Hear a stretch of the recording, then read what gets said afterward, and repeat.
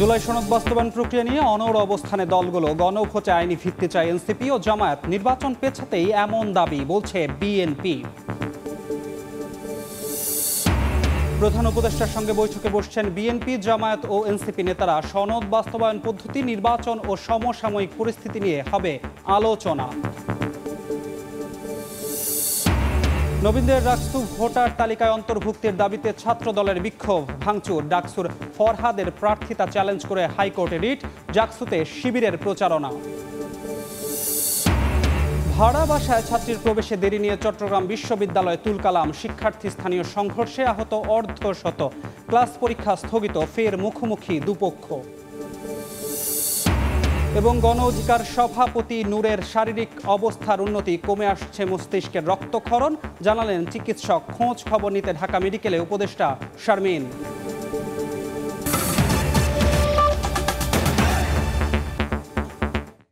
সময় সংবাদের সঙ্গে আছি আমি ধ্রুব ব্যানার্জি।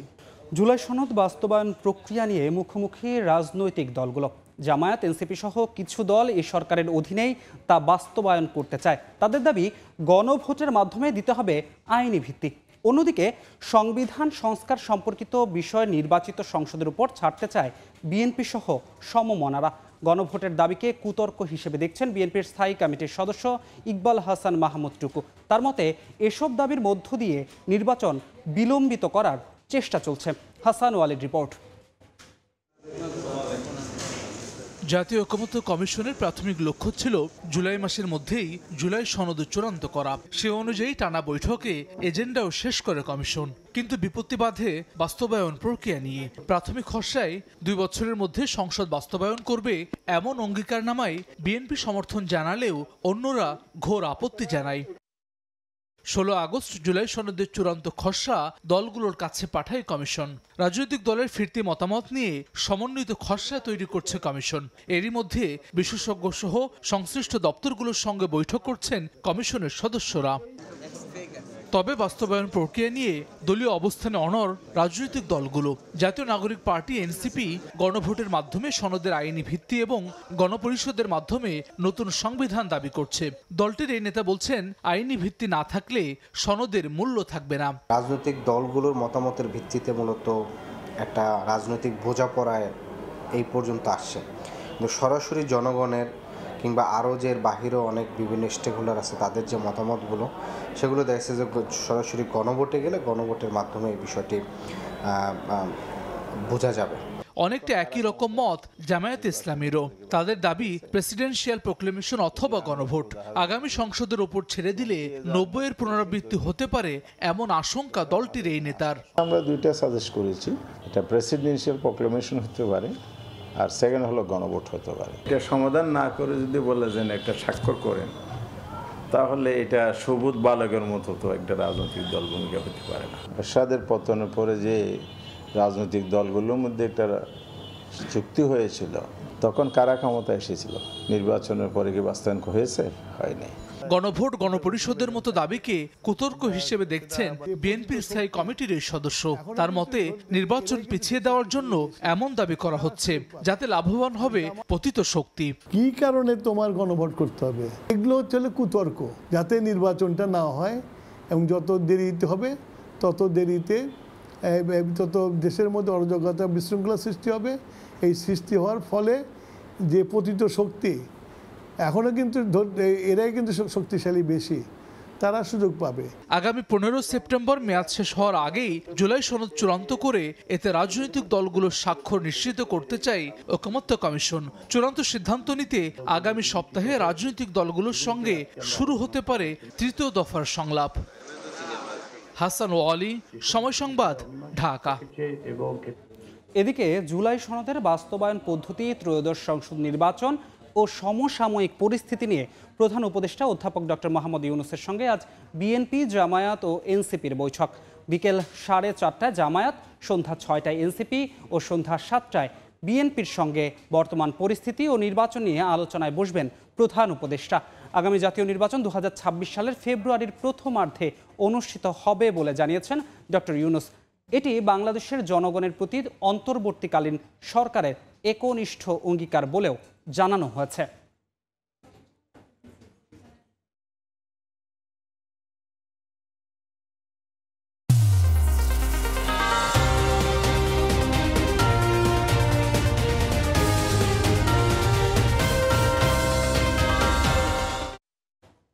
রাকসু নির্বাচনে নবীন শিক্ষার্থীদের ভোটার তালিকায় অন্তর্ভুক্তির দাবিতে বিশ্ববিদ্যালয়ের কোষাধ্যক্ষ ভবনের গেটে তালা দিয়ে বিক্ষোভ করছে ছাত্রদল। সংগঠনটির বিক্ষোভের মুখে বন্ধ রয়েছে রাকসুর মনোনয়ন ফরম বিতরণ কার্যক্রম। সকালে রাজশাহী বিশ্ববিদ্যালয়ে 2024-25 সেশনের প্রথম বর্ষের শিক্ষার্থীদের ভোটার তালিকায় অন্তর্ভুক্ত করার দাবিতে কোষাধ্যক্ষ ভবনের সামনে অবস্থান নিয়ে বিক্ষোভ শুরু করে ছাত্রদল। এক পর্যায়ে ভবনে ঢুকে ভাঙচুর করলে বন্ধ হয়ে যায় মনোনয়নপত্র বিতরণ কার্যক্রম।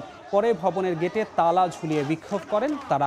নির্বাচন কমিশন জানিয়েছে চলতি শিক্ষাবর্ষের শিক্ষার্থীদের পরিচয়পত্র ও আবাসিক হলের কাগজপত্র প্রস্তুত না হওয়ায় ঘোষিত তফসিলে তাদের ভোটার করা সম্ভব নয়।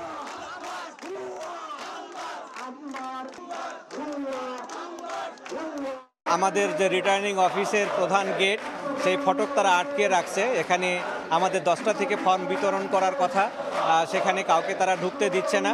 প্লাস হচ্ছে ফর্ম বিতরণের জন্য আমাদের যে চেয়ার টেবিল ছিল নির্ধারিত, সেই চেয়ার টেবিলগুলো তারা উল্টিয়ে পাল্টিয়ে দিয়েছে। তো সঙ্গত কারণে এইটা আমার কাছে মনে হয়েছে যে তারা মানে এক ধরনের ভায়োলেন্সের ভেতরে তারা মানে ঢুকে গেছে, যেটা আসলে আমরা তাদের কাছ থেকে প্রত্যাশা করিনি। ডাকসু নির্বাচনে ছাত্র শিবির সমর্থিত প্যানেলের জিএস প্রার্থী SM ফরহাদের প্রার্থিতা চ্যালেঞ্জ করে হাইকোর্টে রিট করা হয়েছে।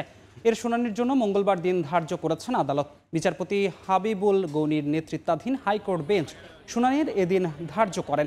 অপরাজেয় 71, অদম্য 24 প্যানেলের মুক্তিযুদ্ধ ও গণতান্ত্রিক আন্দোলন বিষয়ক সম্পাদক প্রার্থী BM ফাহমিদা আলম এ রিট দায়ের করেন।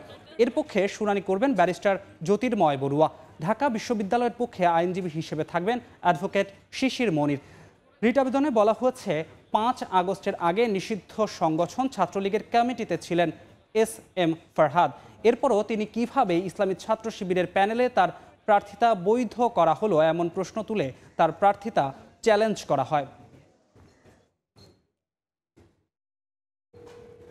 ছাত্র সংসদ নির্বাচনের সবশেষ খবর জানাতে রাজশাহী বিশ্ববিদ্যালয়ে আছেন রিপোর্টার মওদুদ রানা, জাহাঙ্গীরনগর বিশ্ববিদ্যালয়ে আছেন মোজাফফর হোসেন জয়, ঢাকা বিশ্ববিদ্যালয়ে আছেন সহকর্মী মাসুদুর রহমান। সরাসরি প্রথমেই যাচ্ছি রানার কাছে। রানা, ক্ষণে ক্ষণে উত্তেজনা ছড়াচ্ছে রাকসু কেন্দ্রীয় ছাত্র সংসদ নির্বাচন, হল নির্বাচন এবং সিনেট ছাত্র প্রতিনিধি নির্বাচনকে কেন্দ্র করে। এই মুহূর্তে আমি রয়েছি রাকসুর কোষাধ্যক্ষের কার্যালয়ের সামনে।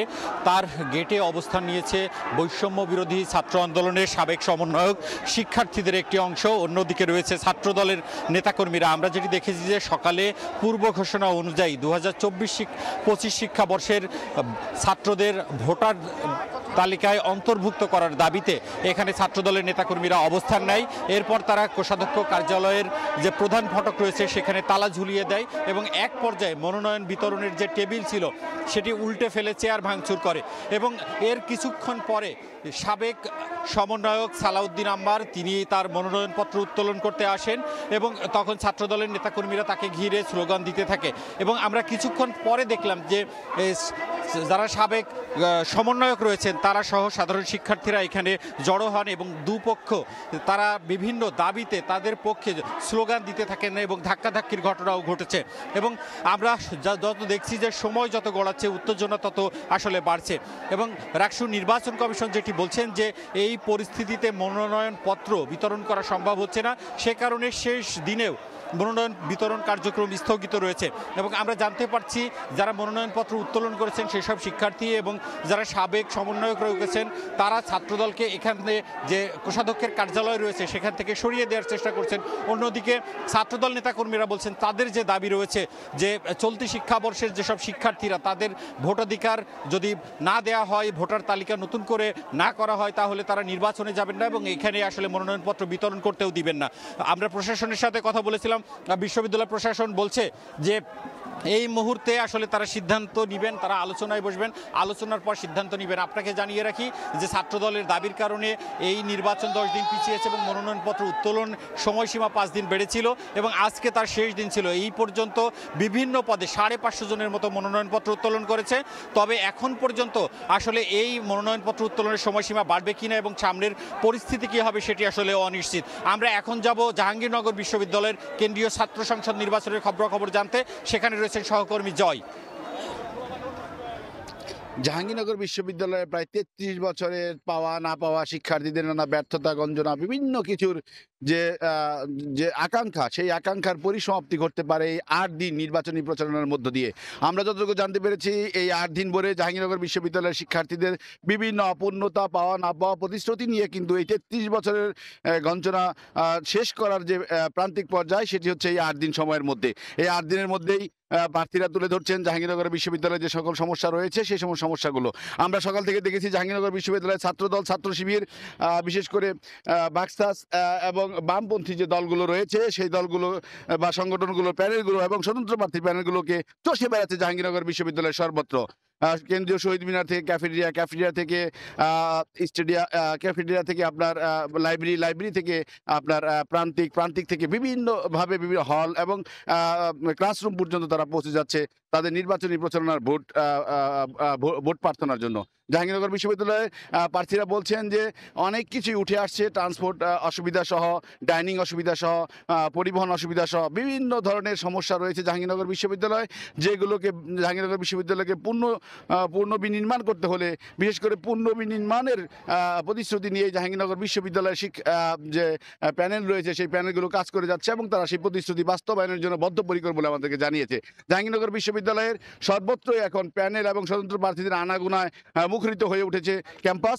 এই ক্যাম্পাসে নির্বাচনের প্রচারণা চলছে এবং তারা চালিয়ে যাচ্ছেন।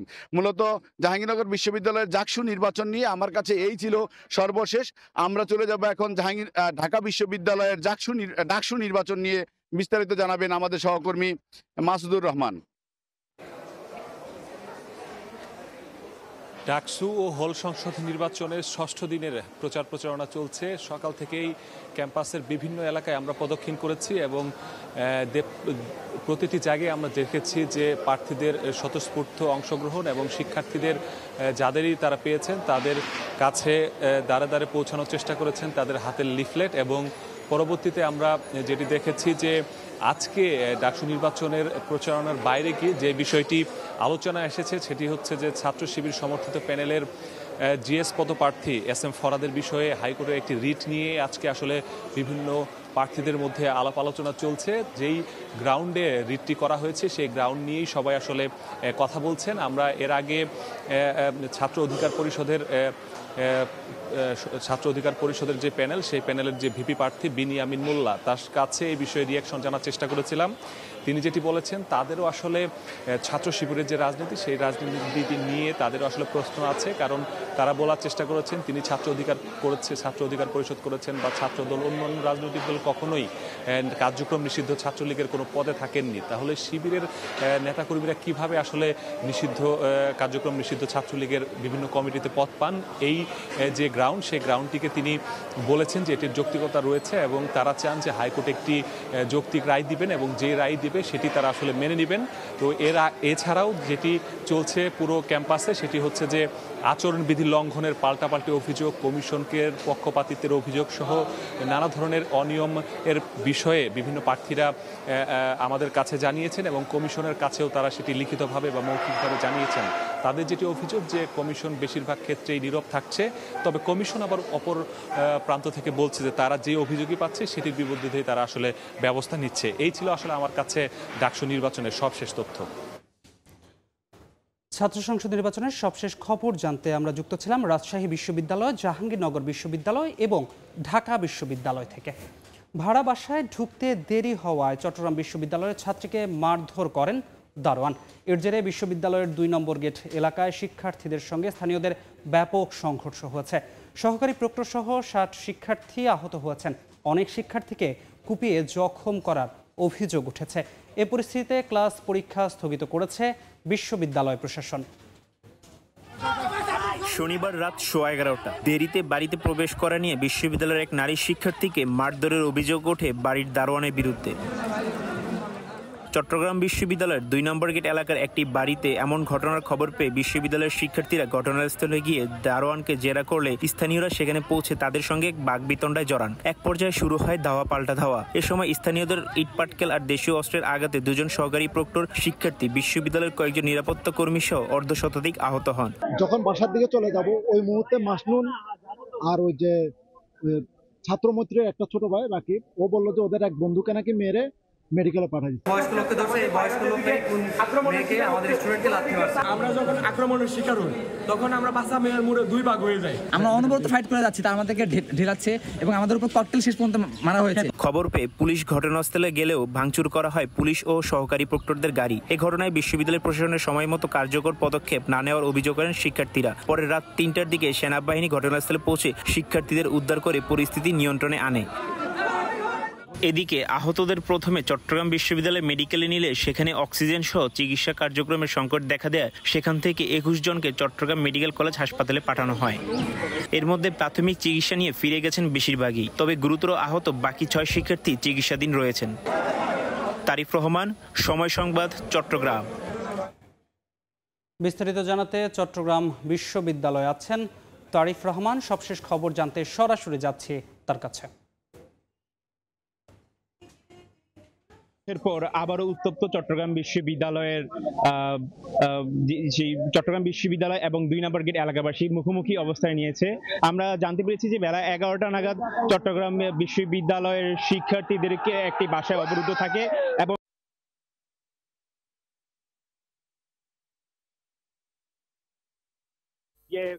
মার্চ করে এবং ওই পাশ থেকে এলাকাবাসীও তারা শক্ত অবস্থান নেন।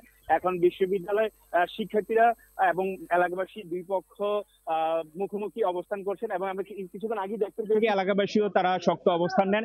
এখন বিশ্ববিদ্যালয় শিক্ষার্থীরা এবং এলাকাবাসী 2 পক্ষ মুখোমুখি অবস্থান করছেন এবং আমরা কিছুক্ষণ আগে দেখতে পেয়েছি যে চট্টগ্রাম বিশ্ববিদ্যালয়ের প্রভিসি এবং প্রক্টর এবং আরো অন্যান্য লোক প্রশাসনের লোক তারা হচ্ছেন মাঝখানে গিয়ে 2 পক্ষকে একটি মিলমেশের মধ্যে আনার চেষ্টা করছেন এবং তারা চাচ্ছেন যে জিনিসটাকে এখানে কোনোভাবে থামানো যায় কিনা। এবং কিন্তু আমরা দেখতে পাচ্ছি যে শিক্ষার্থীরা বেশ উত্তেজিত স্লোগান দিচ্ছে বা আমরা দেখছি যে 2 পাশ থেকে আসলে বেশ উচ্চ বাক্য বিনিময় হচ্ছে আমরা লক্ষ্য করছি এবং দেখছি যে প্রায় শত শত শিক্ষার্থী এখানে অবস্থান নিয়েছেন এবং ওই পাশেও এলাকাবাসী অবস্থান নিয়েছেন। অর্থাৎ গতকাল রাতের ঘটনার পর অর্থাৎ সকাল থেকে একটু থমথমে পরিস্থিতি বিরাজ করলেও এখন পর্যন্ত পরিস্থিতি আরো বেশি উত্তপ্ত হচ্ছে এবং মুখোমুখি অবস্থানে আছে। এই ঘটনা আমরা লক্ষ্য করেছি। এই ছিল আমার কাছে চট্টগ্রাম বিশ্ববিদ্যালয়। সরাসরি যুক্ত ছিলাম চট্টগ্রাম বিশ্ববিদ্যালয়। আইন শৃঙ্খলা সংক্রান্ত কোর কমিটির বৈঠক শেষে সচিবালয়ে ব্রিফ করছেন স্বরাষ্ট্র উপদেষ্টা জাহাঙ্গীর আলম চৌধুরী। সরাসরি যাচ্ছি সেখানে। দাওয়াত দেওয়া হবে, আমরা আমাদের প্রস্তুতি আমরা নিচ্ছি এবং বাকিটা নির্ভর করে জনগণ আপনারা এবং রাজনৈতিক পার্টি করবে। এখন হলো কি, যেমন ধরেন গতকাল আপনারা হয়তো পাইছেন কিনা, চিটাগাঁও কিন্তু গতকাল রাত্রে একটা ঘটনা ঘটে গেছে। এখন এইটুকুলি ঘটে যাচ্ছে, বাট এইগুলি যেন আস্তে আস্তে কমায় যায় এবং এটার জন্য আপনাকে সবারই সাহায্য এবং সহযোগিতা দরকার। এইগুলি করে এটা তো আপনারই বুঝতে পারতেছেন কিভাবে করতেছে। এখন এই নির্বাচনটা যেন সুষ্ঠু হয়, এই জন্য সবারই সাহায্য এবং সহযোগিতা।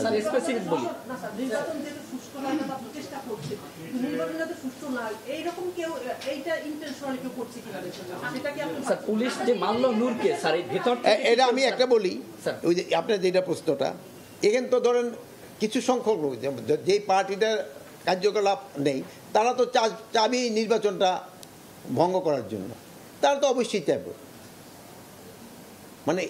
এদেরও একটা সংখ্যা তো রয়ে গেছে।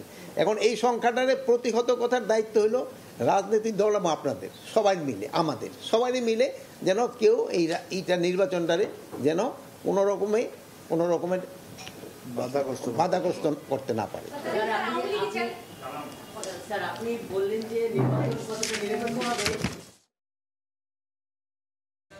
সরাসরি যুক্ত ছিলাম সচিবালয় থেকে। গণ অধিকার পরিষদ সভাপতি নুরুল হক নুরের শারীরিক অবস্থা ধীরে ধীরে উন্নতি হচ্ছে, কমে আসছে মস্তিষ্কের রক্তক্ষরণ। ঢাকা মেডিকেল কলেজ হাসপাতালের পরিচালক ব্রিগেডিয়ার জেনারেল মোহাম্মদ আসাদুজ্জামান বলেন, নুরের চিকিৎসার জন্য নাক, কান, গলা, নিউরো বিশেষজ্ঞ সহ 6 সদস্যের মেডিকেল বোর্ড কাজ করছে। সবশেষ সিটি স্ক্যান রিপোর্টে নুরের মস্তিষ্কে রক্তক্ষরণ কমে এসেছে বলে জানান চিকিৎসক। খুব দ্রুত তাকে আইসিইউ থেকে সাধারণ বেডে নেওয়া হবে বলেও জানান তিনি। নাক ও চোয়ালের হাড় ভাঙা, মস্তিষ্কের রক্তক্ষরণ এবং চোখের ইনজুরি নিয়ে ভর্তি হয়েছিলেন নুরুল হক নূর। নূরকে দেখতে ঢাকা মেডিকেল কলেজ হাসপাতালে আসেন সমাজ কল্যাণ উপদেষ্টা শারমিন এস মুর্শিদ। এ সময় তিনি নূরের চিকিৎসার খোঁজ খবর নেন। ওনার কিছু ইন্ট্রাক্রেনিয়াল হ্যামারেজ ছিল, যদিও খুব বেশি না, এটা অল্প পরিমাণে ছিল। এবং আমাদের যে সিটি স্ক্যান পরবর্তীতে আমরা করেছি, আমরা দেখেছি যে এটা রিজলভ হয়ে গেছে মোটামুটি। এখন উনি ভালো আছেন, তবে একটু যেটা হয় এই ধরনের একটা ব্লান্ট ট্রমা বা এই ধরনের ফ্র্যাকচার হয়েছে কিছু, সেই জন্য ওনার কিছু ব্যথার কমপ্লেন আছে, একটু ঘুমের সমস্যা হচ্ছে।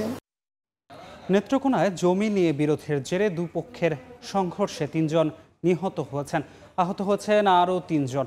জমি নিয়ে দীর্ঘদিন ধরে সদর উপজেলার জামাটি গ্রামের দুজাহানের সঙ্গে রফিকের বিরোধ চলছিল। এর জেরে শনিবার রাতে বাড়ি ফেরার পথে দুজাহানের উপর হামলা চালায় রফিক ও তার সমর্থকরা। খবর পেয়ে দুজাহানের সমর্থকরাও পাল্টা হামলা চালায়, এতে প্রাণ হারান দুজাহান, রফিক সহ 3 জন। এদিকে চট্টগ্রামের বায়োজিতে ফুটপাতে ব্যবসা নিয়ে দ্বন্দ্বের জেরে প্রতিপক্ষের ছুরিকাঘাতে মারা গেলেন এক যুবক। যশোরের মনিরামপুরে ওয়ার্ড আওয়ামী লীগ নেতা খুন হয়েছেন।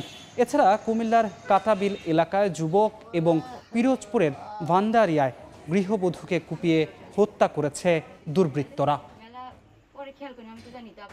এই মুহূর্তে নেত্রকোনা সদর হাসপাতালে আছেন রিপোর্টার আলপনা বেগম, সরাসরি যাচ্ছি তার কাছে।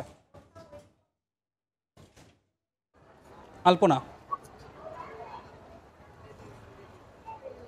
নেত্রকোনা জেলা সদরের যে মৌগাতি ইউনিয়নের জামাটি গ্রামে গত রাতে, শনিবার রাতে এই যে পাল্টাপাল্টি হামলার ঘটনাটি ঘটেছে, সেই ঘটনায় 3 জন নিহত হওয়ার খবর পাওয়া গেছে। 2 জন নেত্রকোনা জেলা সদর হাসপাতাল মর্গে রয়েছেন এবং আহত 3 জনের মধ্যে একজন ময়মনসিংহে মারা গিয়েছে শোনা যাচ্ছে। পুলিশ সঠিকভাবে এখনো বলতে পারছে না। তো যে পুলিশ এবং স্থানীয় সূত্র এবং এখানকার যে স্বজন যারা বলছেন যে কি মানে কেন এই হত্যাকাণ্ডটি ঘটেছে, তারা বলছেন যে টাকা পাওনা নিয়ে এই বিএনপির সভাপতি এবং এই যিনি দুজাহান, তিনি কাউন্সিলর ছিলেন। গতকালকে বিএনপির জেলা সম্মেলনে তিনি কাউন্সিলর ছিলেন। তিনি এর আগে ইউপি সদস্য ছিলেন ওই মৌগাতি ইউনিয়নের দুইবারের। তিনি হচ্ছে টাকা পাইতেন আলী আসগরের কাছে। এই টাকা পাওয়াকে কেন্দ্র করে তাদের মধ্যে বিরোধ চলছিল। তো এই টাকা বারবার চাওয়ার পরবর্তীতে তাদের সাথে বিরোধের তৈরি হয় এবং গতকালকে রাতে যখন কাউন্সিল শেষ করে তিনি বাড়ির ফিরছিলেন নবী হোসেন ডাক্তারের বাড়ির সামনে, সেখানে তাকে কুপিয়ে আহত করে এবং ফেলে রাখে। পরবর্তীতে তার যে স্বজনরা আছেন তারা গিয়ে যে রফিকের বাড়িতে হামলা করে এবং এই পাল্টাপাল্টি হামলায় পরবর্তীতে আরো 5 জন আহত হয়। সেই 5 জনের মধ্যে একজনকে নেত্রকোনা আনলে মারা যায় এবং আরো একজন ময়মনসিংহে মারা যায়। তো এই যে নেত্রকোনা এই খুনের ঘটনায় এই ছিল আমার কাছে সর্বশেষ। সরাসরি যুক্ত ছিলাম নেত্রকোনা থেকে। পলিথিন ব্যাগের ব্যবহার বন্ধে আর কোনো ছাড় দিতে চান না পরিবেশ উপদেষ্টা সৈয়দ রিজওয়ানা হাসান। সকালে রাজধানীর কারওয়ান বাজারে পাটের ব্যাগ বাজারজাতকরণ কার্যক্রমের উদ্বোধনী অনুষ্ঠানে এমন কঠোর অবস্থানের কথা জানান তিনি। এ সময় কারো কাছে পলিথিনের ব্যাগ পাওয়া গেলে তার সঙ্গে সঙ্গে জব্দ করার হুঁশিয়ারি দেন। অনুষ্ঠানে বাণিজ্য উপদেষ্টা শেখ বশির উদ্দিন জানান, পাটের ব্যাগের ব্যবহার নিশ্চিতে উৎপাদকদের প্রতিযোগিতা সক্ষমতা বাড়াতে সহযোগিতা করবে সরকার।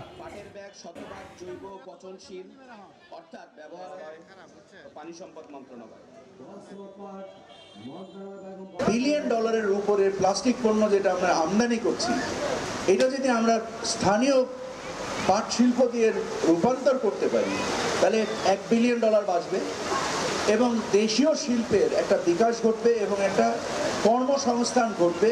আমাদের অবশ্যই পলিথিন শপিং ব্যাগ বর্জন করতে হবে। আমরা পাটজাত দ্রব্য বানাচ্ছি, পলিথিন শপিং ব্যাগ বিক্রি বন্ধে বিকল্প উৎসাহিতকরণে এইবার আর কিন্তু কোনো ছাড় নাই। এখন কারো কাছে আমরা পলিথিন পেলে সেই পলিথিন আমরা সিজ করে নিয়ে যাব। দেখে নেব এখনকার বাতাসের মানসূচক। বায়ুমান বিষয়ক সংস্থা আইকিউএয়ারের সূচক অনুযায়ী বাংলাদেশে এখনকার বাতাসের মান: ঢাকা বিভাগের বায়ুর মান 92, যা সন্তোষজনক। বাতাসের আর্দ্রতা 67%। চট্টগ্রাম বিভাগে বায়ুর মান 56, এটিও সন্তোষজনক। বাতাসের আর্দ্রতা 74। রাজশাহী বিভাগে বায়ুমান 89, যা সন্তোষজনক। আর্দ্রতা 69। সিলেট বিভাগে বায়ুর মান 69, এটি সন্তোষজনক। বাতাসের আর্দ্রতা 71%। খুলনা বিভাগের বায়ুমান 62, যা সন্তোষজনক। বাতাসের আর্দ্রতা 70। বরিশাল বিভাগে বায়ুর মান 63, এটিও সন্তোষজনক। আর্দ্রতা 67।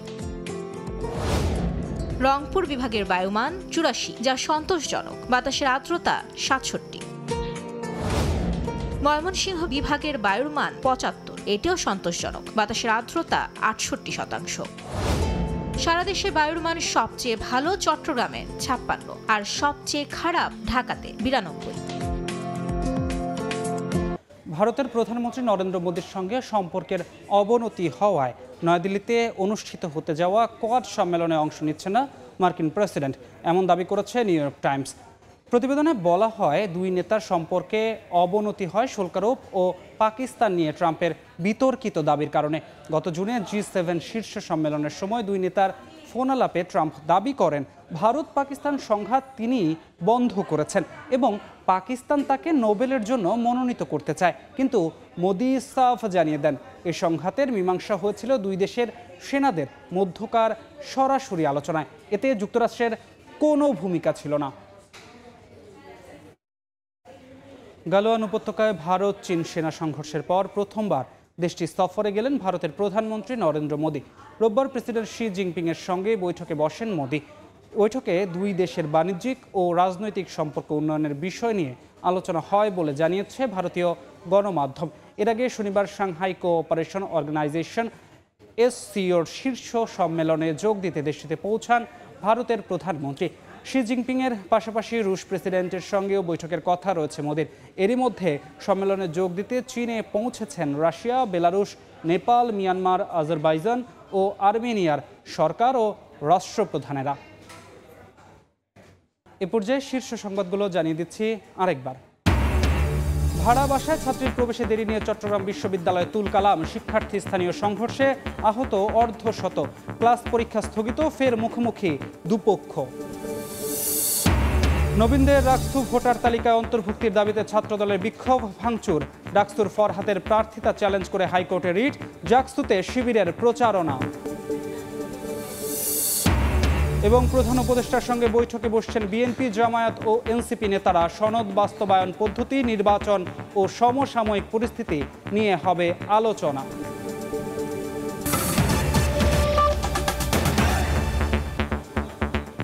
এই ছিল সময় সংবাদের সঙ্গে থাকুন সময়ের।